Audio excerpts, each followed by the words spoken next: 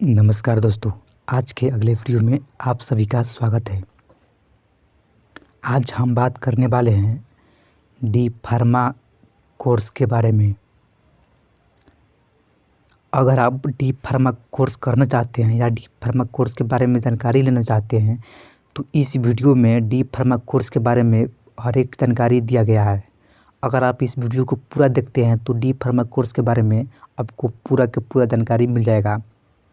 तो आप इस वीडियो को पूरा देखिए। तो चलिए अब हम वीडियो को शुरू करते हैं। इस कोर्स को डी फार्मेसी भी बोला जाता है। इसका फुल फॉर्म होता है, डी फार्मा का फुल फॉर्म होता है डिप्लोमा इन फार्मेसी।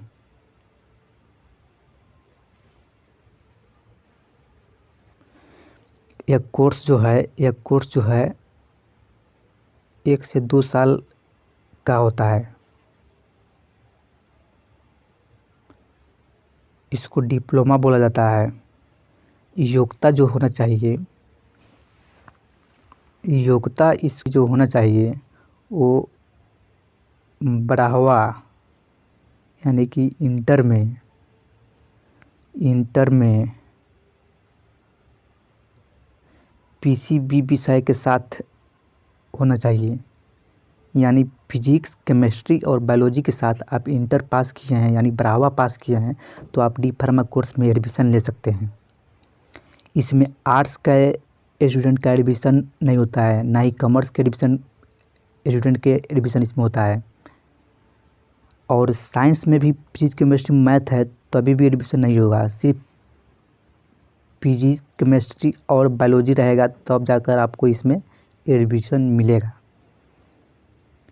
सिर्फ पीसीबी विषय रहेगा तो मिलेगा, यानी फिजिक्स, केमिस्ट्री, बायोलॉजी इंटर में यानी 10+2 में, तब जाकर आपको एडमिशन मिलेगा। और जो फीस कितना लगेगा वो कॉलेज पर डिपेंड करता है। अलग अलग कॉलेज का अलग अलग फीस रहता है, तो एक कॉलेज पर डिपेंड करता है। लेकिन लगभग अगर माने तो 45,000 से लेके 1 लाख तक प्रति साल लगेगा। यानी अगर 2 साल का कोर्स है तो 1 साल का मान लीजिए 50,000, तो 2 साल के 1 लाख हो जाएगा। तो एक कॉलेज पर डिपेंड करता है,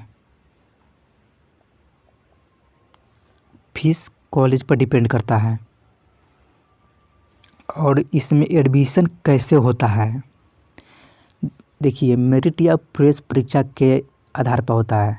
देखिए बहुत कॉलेज है जो एंट्रेंस लेता है तब जाके एडमिशन लेता है, और बहुत कॉलेज है सिर्फ मेरिट पे एडमिशन लेता है। मतलब कि बढ़ावा में इंटरमीडिएट में फिजिक्स, केमिस्ट्री, बायोलॉजी आप पढ़े हैं तो उसमें कितना नंबर है उसी पर मेरिट बनता है। पीसीबी विषय के साथ पढ़े हुए उसी पर मेरिट बनेगा और एडमिशन हो जाएगा। और बहुत कॉलेज जो है पैसा लेकर एडमिशन लेता है, मतलब कि डायरेक्ट। तो आप पता कर लीजिएगा आपको कैसे करना है। ये सब कॉलेज पर डिपेंड करता है, पता कर लीजिएगा। अब हम बढ़ते हैं आगे। अब हम बात करते हैं कि डिप्लोमा इन फार्मेसी के लिए यानी डी फार्मा के लिए योग्यता क्या होना चाहिए। पीछे हम आपको बताए हैं कि फिजिक्स, केमिस्ट्री, बायोलॉजी के साथ इंटर होना चाहिए। यानी बढ़ावा क्लास में अगर आप फिजिक्स, केमिस्ट्री, बायोलॉजी पढ़े हैं तो आप एडमिशन ले सकते हैं। पीछे हम बताए हैं आपको कि फिजिक्स, केमिस्ट्री, बायोलॉजी के साथ अगर आप बढ़ावा किए हैं तो आप इसमें एडमिशन ले सकते हैं। तो ये हो गया कि कौन एडमिशन ले सकता है, क्वालिफ़िकेशन हो गया डी फार्मा के लिए। अब हम बढ़ते हैं आगे। कोर्स के बाद रोज़गार के अवसर, मतलब कि इस कोर्स को करने के बाद हमको काम कहाँ कहाँ मिलेगा, इस बारे में बात करते हैं। तो देखिए आप कंसल्टेंट फार्मासिस्ट के तौर पर काम कर सकते हैं। और जो दूसरा है वो क्लिनिक फार्मासिस्ट के तौर पर भी आप काम कर सकते हैं। और तीसरा है डिस्पेंसरी फार्मासिस्ट के तौर पर भी आप काम कर सकते हैं। और चौथा जो है वो कम्युनिटी फार्मासिस्ट के तौर पर भी आप काम कर सकते हैं। और 5वां जो है वो आप अस्पताल में भी काम कर सकते हैं। अस्पताल फार्मासिस्टोमेडिसिन के तौर पर भी आप काम कर सकते हैं। और 6ठा जो है वो मैनेजमेंट टेक्नीशियन के तौर पर भी आप काम कर सकते हैं। ये सब है रोज़गार के अवसर जो आप डी फार्मा कोर्स के बाद आपको मिलेगा। अब हम बात करते हैं कि आप डी फार्मा कोर्स करने के बाद आपको सैलरी कितना मिलेगा, कितना आप डी फार्मा कोर्स करके कमा सकते हैं। तो देखिए 5 से 10 लाख, 5 से 10 लाख प्रति साल, प्रति वर्ष आप कमा सकते हैं। यह है भारत में। और जो विदेश में है वो है 5 से 10 लाख प्रति वर्ष भारत में है, और विदेश में है 30 से 35 लाख सालाना, यानी हर एक साल आप कमा सकते हैं डी फार्मा कोर्स करके। अब हम बात करते हैं कि डी फार्मा जो कोई कोर्स करता है तो मेडिकल के क्षेत्र में कौन कौन कंपनी हैं जो डी फार्मा जो कोर्स किया रहता है उसको अपने कंपनी में लेता है। डी फार्मा जो स्टूडेंट किया रहता है उसको अपने कंपनी में लेता है। वो कंपनी का नाम कौन कौन है? तो सबसे पहला जो कंपनी है वो है जॉनसन एंड जॉनसन, और दूसरा है पफाइजर, और तीसरा है रोचे, और चौथा है नवरात्रिज, और 5वां है मर्क एंड को, ग्लैक्सो स्मिथ क्लाइन 6ठा है, और 7वां है सनोफी एबी, सनोफी एबी। ये सब है कंपनी जो डी फार्मा वालों को लेता है। अब हम बात करते हैं कि डी फार्मा में एडमिशन के लिए कौन कौन से प्रवेश परीक्षा होता है, मतलब कि कौन कौन सी एंट्रेंस एग्ज़ाम होता है। देखिए डी फार्मा में एडमिशन के लिए कॉलेज पर डिपेंड करता है कि कोई कॉलेज एंट्रेंस लेकर एडमिशन लेता है तो कोई कॉलेज डायरेक्ट एडमिशन ले लेता है। तो एक कॉलेज पर डिपेंड करता है। तो अपने एरिया में पता करके आप इस काम को कीजिएगा। लेकिन डी फार्मा के लिए कुछ एंट्रेंस एग्ज़ाम भी होता है। जो एंट्रेंस एग्ज़ाम होता है उसका हम नाम आपको बता रहे हैं। तो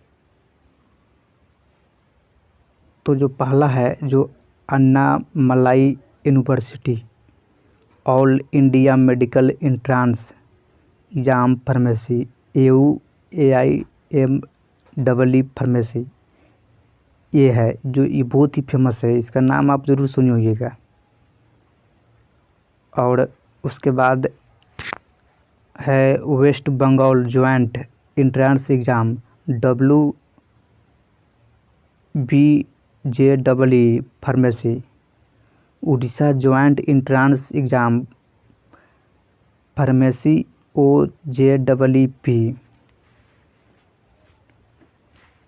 Rajasthan university of health science RUHS pharmacy, Gujarat common entrance test GUJCET GUJCET। उसके बाद है graduate pharmacy aptitude test GPAT। उसके बाद जो है Uttar Pradesh state entrance exam UPSEE pharmacy है। उसके बाद है Maharashtra common entrance test pharmacy MSTCET Maharashtra CET है। उसके बाद है Karnataka common entrance test KSET। उसके बाद है Goa common entrance test Goa CET. ये सब जो है प्रवेश परीक्षा है जो भारत में होता है। सभी कॉलेज में एंट्रेंस एग्ज़ाम एडमिशन नहीं होता है तो आपको ये पता कर लेना है। अब हम बढ़ते हैं आगे।